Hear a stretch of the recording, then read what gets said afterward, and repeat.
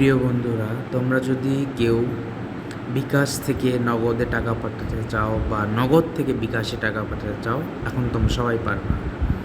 আমরা অনেক সময় বিকাশে টাকা থাকে কিন্তু আমাদের নগদের প্রয়োজন হয়। চলুন আমরা নগদ থেকে বিকাশে টাকা ট্রান্সফার করব, দেখব কিভাবে এটা হয়। তো আমরা প্রথমত কি করব, নগদ অ্যাপে আসব। আসার পরে আমরা পিন নাম্বারটা দিব। পিন নাম্বারটা দেওয়ার পরে আমরা প্রথমে আমাদের ব্যালেন্সটা চেক করে নেব। আমাদের ব্যালেন্স আছে হচ্ছে 316 টাকা। তো এখন আমাদের কাজ হবে যে আমরা বিকাশে এই টাকাটা নেব, আমাদের বিকাশে প্রয়োজন। তাহলে আমরা কি করব, এখানে দেখেন send money, cash out, mobile recharge, add money, তারপরে দেখেন ট্রান্সফার মানি, এখানে ক্লিক করব। এখানে দেখেন এনপিএসবি একটা অপশান আসবে।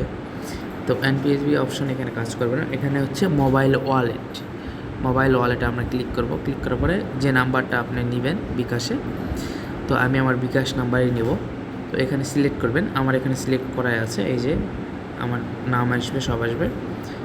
তো আমরা এখানে 300 টাকা অ্যামাউন্ট দিব, 300 টাকা দিলাম। দেখেন তারপরে আমরা কী করব, পিন নাম্বার চাপব। পিন নাম্বার চাপার পরে কী হয়েছে, এই যে এখানে ক্লিক করে ধরে থাকলাম, জি, আর যে দেখেন বিকাশে আমাদের টাকা চলে আসছে। দেখেন এই যে উপর থেকে নোটিফিকেশান যদি দেখাই আমি, তাহলে আমাদের টাকা চলে আসছে। আমরা এখন কই যাব, আমরা বিকাশে দেখব যে বিকাশে টাকা আসছে কিনা। দেখি বিকাশে টাকা আসছে আমাদের, এই যে দেখেন, এই যে নগদ, এই যে এই মুহূর্তে ট্রান্সফার করলাম, 11টা 54 বাজে আমরা 53 ট্রান্সফার করছি।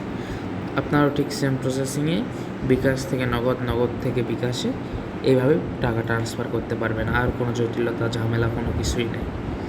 তো ভিডিওটা ভালো লাগলে লাইক, কমেন্ট, শেয়ার করবেন। সবাই ভালো থাকবেন।